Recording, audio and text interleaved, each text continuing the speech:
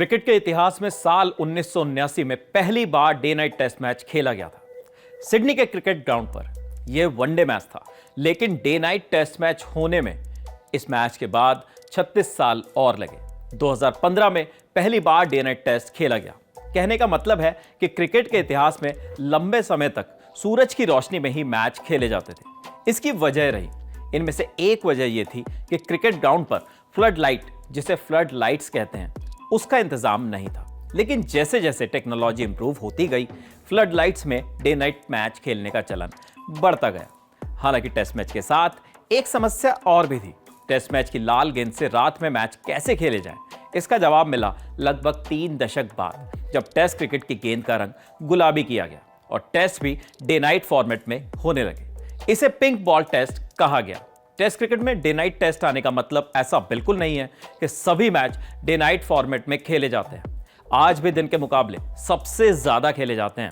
ऐसे में अक्सर दिन का मैच देख रहे फैंस के जहन में यह सवाल जरूर आता है कि जब क्रिकेट के स्टेडियम में इतनी बड़ी बड़ी और महंगी लाइट्स होती हैं, तो फिर क्यों बैड लाइट्स टॉप्स प्ले वाली पट्टी टीवी पर चल जाती है? उन लाइट्स को जलाकर क्यों नहीं दिन में खेले जाने वाले टेस्ट मैच को पूरा किया जाता? ऐसा ही सवाल दिमाग में तब भी आया जब भारत और न्यूजीलैंड के बीच खेले गए कानपुर टेस्ट में खराब रोशनी के चलते मैच का लंबा वक्त बर्बाद हो गया और टीम इंडिया महज 1 विकेट से मुकाबला जीतने से चूक गई।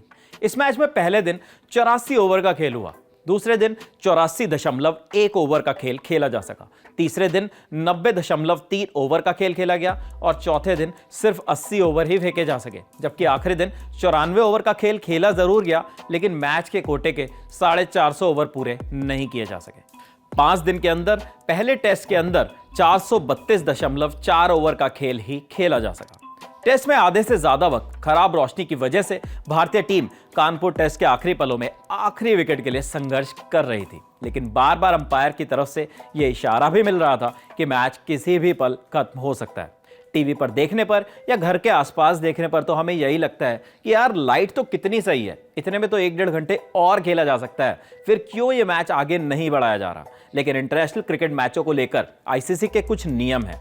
इस स्टोरी में हम उन्हीं नियमों को समझेंगे जिसने पहले टेस्ट मैच को 1 विकेट पहले ही खत्म करवा दिया था।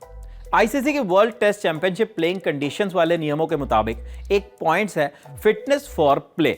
इसमें वैसे तो मैच में बाधा वाली बहुत सारी बातें बताई गई हैं, लेकिन अपने काम का जो पॉइंट निकल कर आता है वो है मौसम और लाइट्स।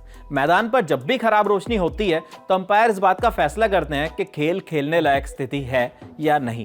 अब मैच कब तक चलेगा ये कैसे तय होता है, आपको बताते हैं। दरअसल जब दिन का खेल खत्म होना होता है तो उसमें यह माना जाता है कि या तो 90 ओवर पूरे हों या फिर दिन के खेल का समय पूरा हो जाए। अगर शुरुआती दिनों में कुछ ओवर कम फेंके गए हैं तो आगे के दिनों में समय को बढ़ाकर भी कोटा पूरा किया जा सकता है। उसके बाद खेल को खत्म मान लिया जाता है। अब ये खराब रोशनी वाली जो बात है, ये तय कैसे होती है? इसके लिए हमने एक सीनियर अंपायर और सीनियर क्रिकेट रिपोर्टर से बात की। दोनों ने बताया कि टेस्ट मैच 5 दिन तक खेला जाता है। इसमें टेस्ट मैच में जिस भी दिन या जिस भी वक्त अंपायर साहब को लगे या अपनी आंखों से देखने पर ऐसा लगने लगे कि रोशनी कम हो रही है, तो वो उस रोशनी की रीडिंग ले लेंगे। ये रीडिंग एक उपकरण से ली जाती है। ये रीडिंग सुबह के सेशन में, दोपहर के सेशन में या फिर शाम के सेशन में भी ली जा सकती है। सबसे कम रोशनी वाली रीडिंग को अंपायर्स अपने पास पर्ची में लिखकर रख लेते हैं।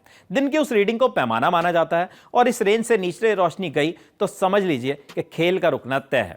इस रोशनी में भी 2 स्टैंडर्ड होते हैं, मीडियम पेसर्स के लिए अलग रोशनी और स्पिनर्स के लिए अलग रोशनी वाली रीडिंग।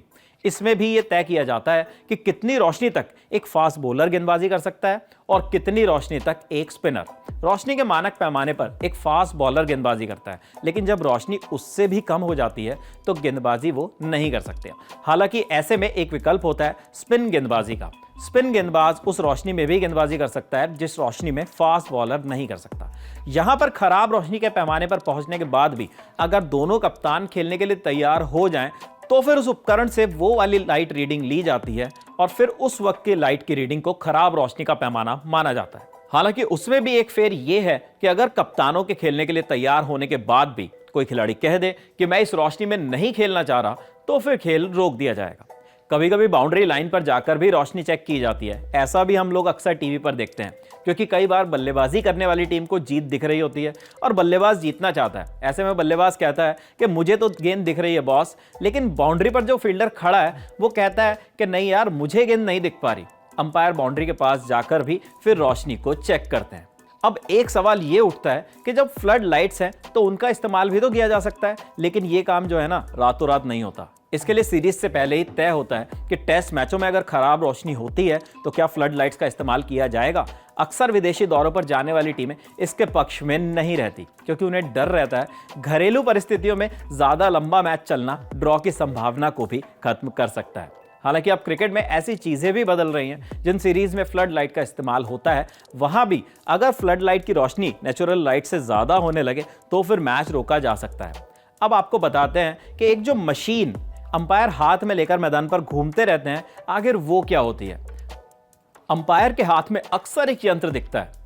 हमने तो अक्सर टीवी पर ही देखा है, तो बहुत अधिक समझ नहीं आता कि क्या मामला होता है। मैदान पर गए दर्शक बता पाएं तो अलग बात है, लेकिन फिर भी उसे कहा जाता है लाइट मीटर, यानी लाइट का पैमाना मापने वाला मीटर। ये जिम्मेदारी आईसीसी की होती है कि वो मैच या सीरीज से पहले मैच के अधिकारियों को लाइट मीटर उपलब्ध करवाए। मैच में इस्तेमाल होने वाले सभी मीटर समान रूप से कैलिब्रेटेड होते हैं, जिससे कि किसी भी मीटर में रीडिंग का फर्क बिल्कुल भी ना आए। इस मीटर का इस्तेमाल ये चेक करने के लिए होता है कि मैदान पर जो रोशनी आ रही है वो कितनी है, और फिर उस रीडिंग को अंपायर्स नोट कर लेते हैं।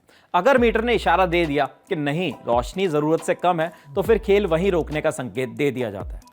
मैदान पर लाइट मीटर का इस्तेमाल मैदानी अंपायर करते हैं। लाइट मीटर के अंदर एक तरफ लाइट सेंसर लगा होता है जो कि रोशनी को माप सकता है, जबकि दूसरी तरफ स्क्रीन पर रीडिंग दिखती है। अक्सर अंपायर पिच के सिरे पर खड़े होकर साइड स्क्रीन की तरफ इसे रखकर रीडिंग करते हैं।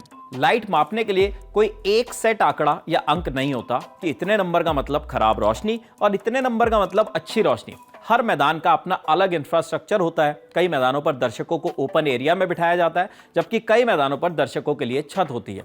कई मैदानों पर हरियाली बहुत ज्यादा होती है, जिससे रोशनी का फर्क पड़ता है, जबकि कई मैदानों पर यह कम होती है। हर मैदान पर अंपायर की आंखें ही रोशनी पर अंतिम फैसला लेकर लाइट मीटर का इस्तेमाल करती हैं। इस तरह से लाइट मीटर वाला पूरा खेल क्रिकेट के मैदान पर चलता रहता है।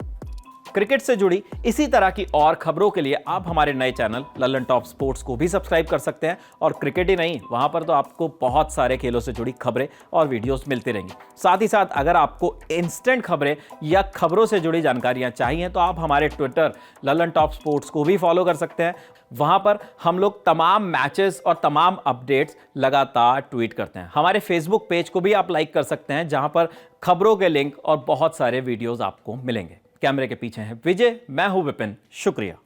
5 शहर और 5 अड्डों के बाद तब बारी है गोरखपुर की। जानेंगे गोरखपुर के और आसपास के इलाकों के पूर्वांचल के मुद्दे क्या हैं, किन बातों पर बिछेगी चुनावी मिसाल, विकास के दावों का सत्य क्या है, मुख्यमंत्री के इलाके में चुनाव का हाल क्या है, और ये सब कैसे जानेंगे आपसे मिलकर। तो फिर फटाफट डिटेल्स नोट करिए लल्लन टॉप अड्डे के। तारीख है 10 दिसंबर, दिन शुक्रवार, वक्त दोपहर के 2 बजे से, और जगह गोरखपुर का विंध्यवासिनी पार्क, जिसे स्थानीय लोग मोहब्बत से वी पार्क भी कहते हैं। तो आइए वी पार्क में मुलाकात की जाए, जरा समझा जाए यूपी का हाल क्या है।